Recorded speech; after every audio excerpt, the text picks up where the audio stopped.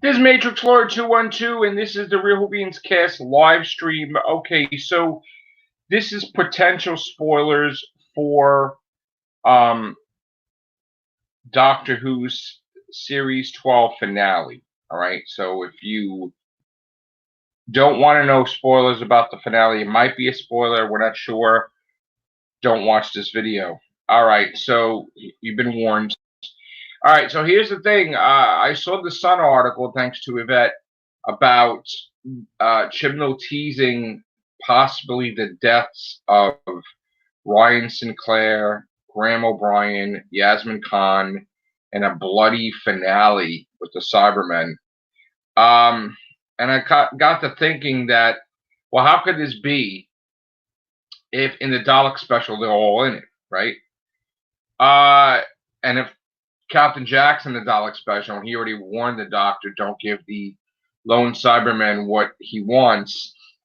What if that has to do with the deaths of Ryan, Graham, and yes?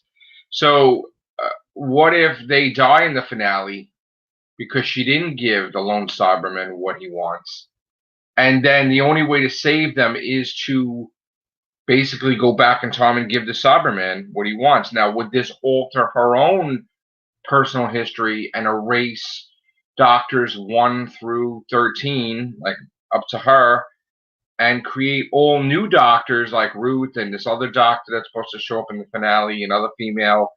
And she's the cause of her own conundrum, I guess, where who's Ruth and she's behind Ruth, like the 13th Doctor. So whatever happens in the finale, for some reason, all the companions are there in the Dalek special. Now, they could say that the Dalek special is like a prequel before all this stuff happens, which, I don't know if they're going to do that. But, I mean, I don't see how the companions could die and then be in the special. So, and that's kind of dark, isn't it? I mean, it's one thing Adric dying, but like 3 companions dying in the same episode? That's a little extreme. I mean, is the finale going to be that great? Like, is that a lot going on and stuff like that?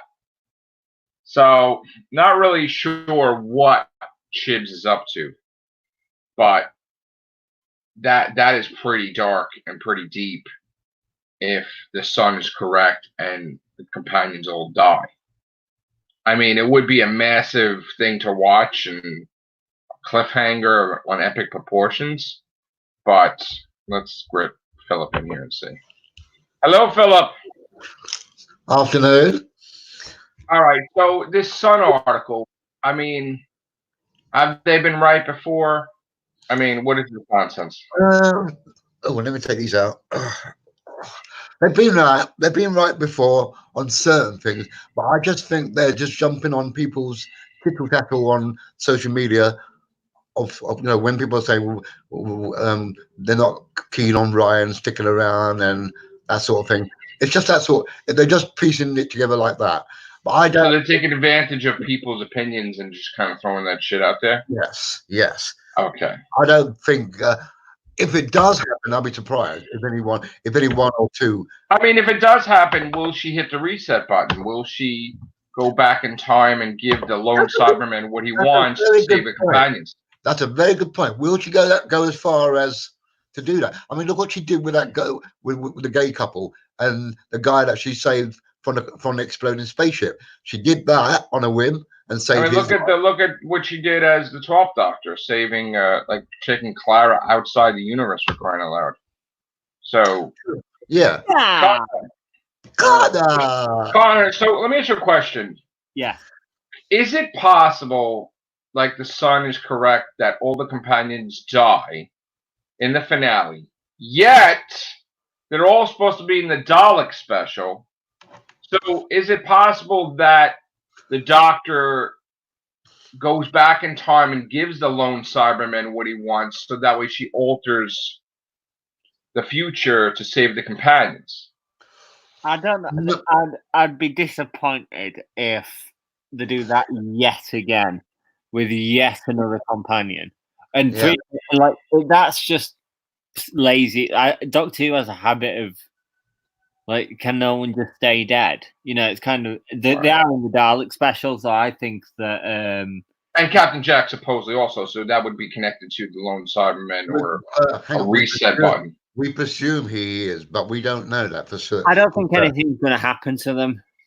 No, I don't either. They're going off a synopsis, which has to draw in audiences. So by posing questions like that, like, "Oh, can she keep her companions safe?" So you are elevating the dramatic stakes of the piece, so people will watch. If they just put, you know, Graham, Ryan, and Yasmin, and the Doctor end up fighting Cybermen, no problem. You know, you're not selling it. So I think that synopses, as much as they do give away story points at times, they're selling vehicles for. Yeah, but as a writer, wouldn't you want to do something that never was done before, like a shock value? Like Chibnall seems to do shock value with another Doctor. So ending the finale where like they're all dead, but the Doctor is alive and the Cybermen are defeated, but the companions are dead. That would be like a dramatic, but it wouldn't psychological thing for the Doctor. Like me personally, I would kill all three of them off. But I wouldn't do it if I knew that they were going to be in the special. Exactly. I mean, could this be something that makes her go mad, where she screws with time to save them, like just angry? But again, that's still doing that whole Clara hell-bent face the Raven cop-out thing, and it's just it's crap.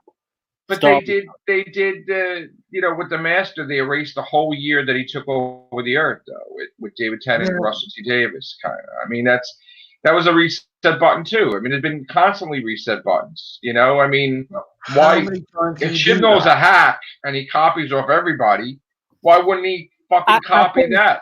I think that there should not be a reset button. It's a show about time travel. And you can reverse time, and time is such a sort of malleable thing in the show. But you should never do a reset button ever. Right. Because that's not to say all you're actually doing is stripping the foundation of the story from underneath you. And to be honest, like, it is really shit writing. I don't know anyone that likes what happened with Clara at the end of Series 9. Right. Because it's they really did just shit all over. Yeah, shit all over it. They should have just, she should have went. The Time Lords put her back. They show it from a different angle that she died, and then you see her wake up in the Nethersphere. Because again, the whole point was that Missy hooked her up where she got to see everything that Clara was doing. So if Missy could go back in time to when the little kid was killed in Iraq by Danny Pink and put his soul into like the Nethersphere and get like hundreds and thousands of people in the Nethersphere, and why wouldn't Clara just pop in the Nethersphere? Like Danny Pink dies, he's in the Nethersphere. So Danny Pink's still in the Nethersphere. So and he can't get out. So that would have been a fitting thing to see that, all right, she's in there. There's a way maybe she can get out eventually. Yeah, I mean, the case with Clara was even worse because that Moffat shat on someone else's work, not his own. So Christian would be shitting on his own work. But like Face the Raven, you looked at the episode listings at the start of that series. Who expected Face the Raven to be a standout episode? Very low people. Sarah Dollard was an unknown quantity. She was a new writer. And that was amazing. And that episode took off. That was one of the highlights of Series 9. Maxine Alderton and Charlene James. Well, Charlene James maybe not so much as being able to do that, but Maxine Alderton tonight doing a decent Cyberman story could do exactly the same. Right. something could happen tonight that leads into the finale that's really dramatic. Then Chibnall might actually reverse that, and that would be worse because he's just shit on Ian Alderton's work. So it is kind of. I think that reset buttons should just never be touched. Ever. But that's just not the. I do think he will do it though. Like he's been a friggin' hack, copying shit. So I honestly think he will do it. He's a showrunner. He doesn't care. I think he'll reset whatever he wants to reset. I think Chibnall is going to go epic in scale, not in story points. So you're going to see. You know how Army of Ghosts and Doomsday was kind of epic in that it was the Daleks versus the Cybermen. It'll be like that. So it'll be an army of Cybermen against the human race, sort of. It'll be this massive battle. It'll be like World War III or whatever, sort of. Right. You'll probably see. Like, I actually think that the closest thing that we could end up equating this to, something that I had in my mind the minute I read Doctor Who magazine last week or the week before, was Terminator. Right. Yeah. The whole Skynet war and, right. cyborgs versus humans. So this is in the far future on Earth, right? Or yeah. Or is it, so I mean, yeah. So then, how do you? This is the thing that it's kind of weird for me, but you have this big supposed epic battle with the Cybermen, this big war, and then after it's done, now you go right into a Dalek war. Like that's like.